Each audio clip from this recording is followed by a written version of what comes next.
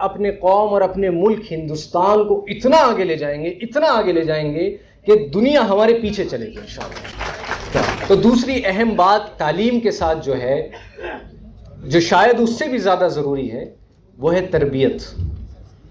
یہ بھی ہم نے 1000 مرتبہ سنا ہے کہ تربیت بہت اہم ہے، آئے دن ہم سنتے ہیں، لیکن تربیت ہے کیا چیز؟ میں جہاں تک سمجھا ہوں، تربیت علم کی عملی شکل ہے۔ It is the practical demonstration of knowledge. مثال کے طور پر، جھوٹ بولنا بری بات ہے، جھوٹ بولنا گناہ ہے، یہ علم ہے، لیکن اس بات پر عمل کرنا اور اس بات پر عمل کروانا یہ تربیت ہے۔ تو اس چیز کو ہمیں سمجھنا ہے کہ اگر تعلیم ہو اور تربیت نہ ہو تو ایسی تعلیم کا کوئی فائدہ نہیں۔ ایک بہت بڑے شاعر اور اسکالر گزرے ہیں، شیخ سعدی رحمۃ اللہ علیہ، تو انہوں نے بڑی کمال کی بات کہی ہے۔ انہوں نے کہا ہے کہ تعلیم بغیر تربیت کے ایسے ہے جیسے گدھے پر لدی ہوئی کتابیں، ان کتابوں کا کوئی فائدہ نہیں۔ اسی طرح ایسی تعلیم جس پر عمل نہ کیا جائے اور تربیت جس میں نہ ہو، ویسی تعلیم کا کوئی فائدہ نہیں، بلکہ اس سے نقصان ہے۔ مثال کے طور پر ہم سب جانتے ہیں، ابھی جو میں نے کہا کہ جھوٹ بولنا بہت بری بات ہے، ہم بچوں کو بتاتے ہیں کہ یہ گناہ ہے بہت بڑا، لیکن دوسری طرف ہم کیا کرتے ہیں؟ آپ کو کہیں پہنچنا ہے اور وہ آپ کو فون کرتے ہیں کہ بھائی آپ کہاں ہیں، اور آپ گھر پہ بیٹھے ہوئے ہیں، اور آپ کہتے ہیں کہ ہاں بس 5 منٹ میں پہنچ رہا ہوں، راستے میں ہی۔ اس کو سننے میں تو کوئی ایسی بڑی خرابی اس میں نہیں لگ رہی ہے، لیکن آپ کا بچہ جو سن رہا ہے وہ آپ کی اس عمل کو ہمیشہ یاد رکھے گا اور خود بھی یہی کام کرے گا، اور پھر وہ جب دنیا والوں سے جھوٹ بولے گا اور آپ سے جھوٹ بولے گا، تب آپ کو شکایت ہوگی کہ میرا بچہ تو جھوٹا ہے اور یہ ہے اور وہ ہے۔ اسی طریقے سے نماز کے بارے میں ہم بتاتے ہیں کہ بھائی نماز کی بڑی اہمیت ہے، لیکن یہ علم ہم دیتے ہیں، تربیت نہیں کرتے۔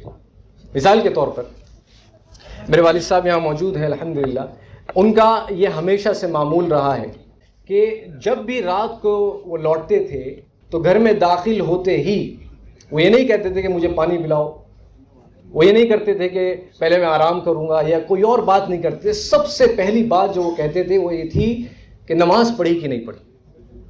اس کے علاوہ اپنے بزی اسکیجول ہونے کے باوجود آج وہ الحمدللہ ہندوستان کا جو سب سے بڑا اردو اخبار ہے انقلاب، اس کی ذمہ داری سنبھالتے ہیں اور اس کے 14 ایڈیشنز کے چیف ایڈیٹر ہیں، لیکن اس کے باوجود جب گھر میں داخل ہوتے ہیں تو پانی پینے کے بعد اور کپڑے بدلنے کے بعد سب سے پہلا کام کیا کرتے ہیں؟ نماز پڑھتے ہیں۔ تو علم پر عمل کرواتے بھی ہیں اور خود بھی کرتے ہیں، اس کو تربیت کہتے ہیں۔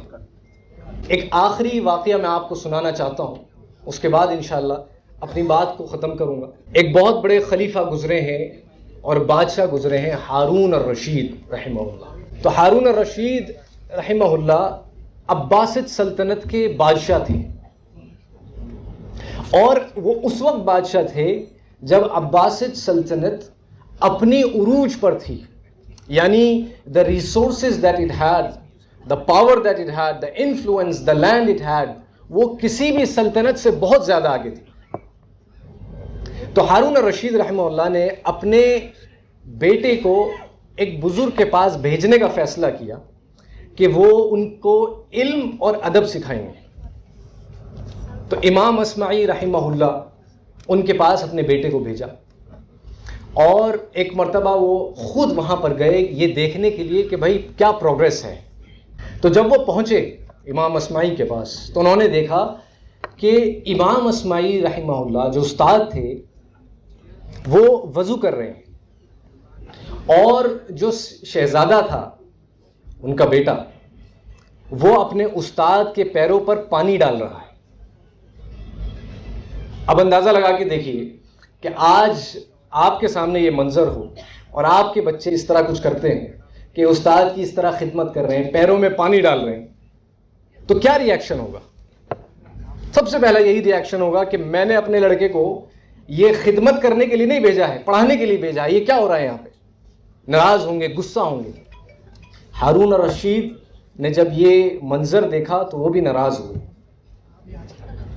ہوئے، لیکن انہوں نے امام اصمعی کے پاس جا کر کہا کہ میں نے اپنے بیٹے کو آپ کے پاس اس لیے بھیجا تھا کہ آپ اس کو علم اور ادب سکھائیں، لیکن میں یہاں کیا دیکھ رہا ہوں، یہ آپ کے پیروں پر پانی ڈال رہا ہے اور آپ اپنے ہاتھوں سے اپنا پیر دھو رہے ہیں. ہونا تو یہ چاہیے تھا کہ یہ ایک ہاتھ سے آپ کے پیر پر پانی ڈالے اور دوسرے ہاتھ سے آپ کا پیر دھوئے. یہ میں بادشاہ کی بات کر رہا ہوں، بادشاہ اپنے شہزادے کی بات کر رہا ہے. اندازہ لگا کے دیکھیے. اور یہ ہم سب کو معلوم ہے، یہ حقیقت ہے کہ آج کا حال یہ ہے کہ اگر استاد اپنے اسٹوڈنٹ کو تھوڑا سا ڈانٹ دیتا ہے، تھوڑا سخت سنا دیتا ہے، تو اس کے ماں باپ استاد پر اس طرح چڑھتے ہیں، اتنا سخت سناتے ہیں، بلکہ گالیاں تک دیتے ہیں جیسے وہ استاد نہ ہو، غلام ہو. یہ حقیقت ہے. I am not exaggerating. میں ملک کے کئی شہروں میں، کئی اسکولس میں جا چکا ہوں الحمدللہ، کرناٹکا، حیدرآباد، اتر پردیش، یہاں خود دلی میں. اور میں نے جتنے اسکولس میں گیا، زیادہ تر میں پرنسپلس اور ٹیچرس نے مجھے یہی بات بتائی کہ ماں باپ کا ہمارے لیے یہ رویہ ہے. تو جب ہمارا یہ رویہ ہوگا تو پھر ہم کیسے توقع کر سکتے ہیں کہ بچے خوب با ادب ہوں گے، بچے ٹیچرز کی رسپیکٹ کریں گے، بچے ہماری رسپیکٹ کریں گے؟ That is not possible. اس کی ہم توقع نہیں کر سکتے. تو اس بات کو ہمیں سمجھنا ہے کہ تعلیم کے ساتھ ہمیں خود تربیت کرنی ہے، عمل کرنا ہے پہلے اور پھر کروانا ہے، کبھی پیار سے اور کبھی سختی سے. تو ان چیزوں پر ہم عمل کریں گے تو انشاءاللہ مجھے یقین ہے تھوڑا وقت ضرور لگے گا، لیکن ہم اپنے قوم اور اپنے ملک ہندوستان کو اتنا آگے لے جائیں گے کہ دنیا ہمارے پیچھے چلے گی انشاءاللہ. تو میں اپنی بات کو یہیں ختم کرتا ہوں، اور کیونکہ انقلاب کی اور مستقبل بدلنے کی بات ہو ہی رہی ہے تو میں اس شعر سے اپنی بات کو پوری کروں گا جو مجھے بہت پسند ہے، اور یہ خاص طور پہ نوجوانوں کے لیے ہے، لیکن اس میں جو پیغام ہے وہ ہم سب کے لیے بہت اہم ہے. تو جتنے بھی اسٹیج پر موجود ہیں گیسٹ اور آپ سب لوگوں کے لیے میں یہ شعر پڑھتا ہوں جو اسرار الحق مجاز نے لکھا ہے. بہت کمال کی بات کہی.